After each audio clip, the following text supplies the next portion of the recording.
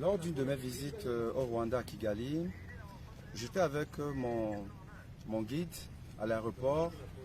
Nous attendions une délégation. Lorsqu'il m'a interpellé en me disant que la personne qui était en train de se déplacer, donc qui sortait en fait de l'aéroport et se dirigeait vers un véhicule, était le ministre des Affaires étrangères du Rwanda.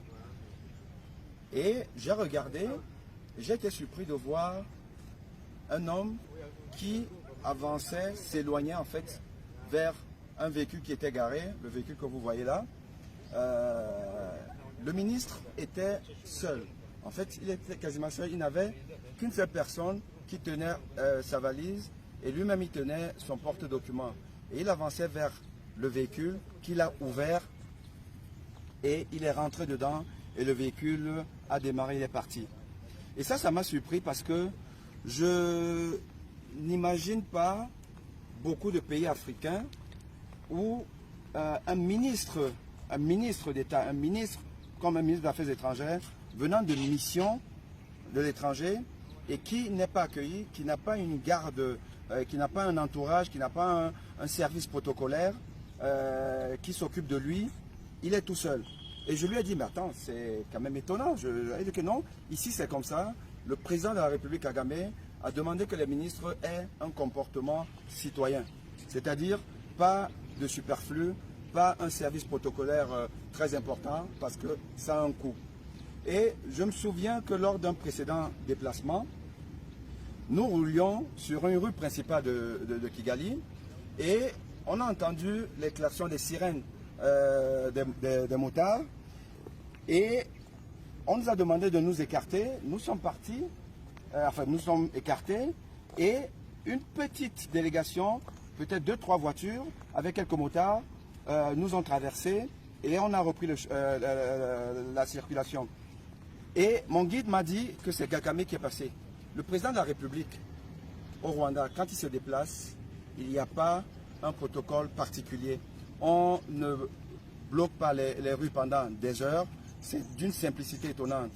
Et je veux vous dire une chose, c'est que cette façon de gérer un État ne peut que faire des économies pour cet État. Parce que quand vous imaginez, en fait, le protocole qui entoure les déplacements des membres du gouvernement dans plusieurs pays africains, vous voyez la délégation qui accompagne un ministre et vous voyez donc le budget dépensé par l'État pour justement donc ces déplacements des ministres. Vous multipliez ça par le nombre de ministères dans un pays, alors c'est de l'argent qui aurait pu développer des pans de la société, construire des écoles, construire des hôpitaux, faire beaucoup de choses. Il n'est pas étonnant de constater donc que le Rwanda aujourd'hui est certainement l'un des rares pays en Afrique qui se développe à grands pas parce qu'il y a une gouvernance vertueuse. Et le message ici, là, c'est que un homme d'État, un ministre, reste un être humain. Et il doit être proche de la population. Il doit pouvoir se déplacer simplement. Parce que ce ministre rwandais des Affaires étrangères, ben, il n'est pas moins ministre que les ministres des autres États, mais pourtant, il est dans une simplicité.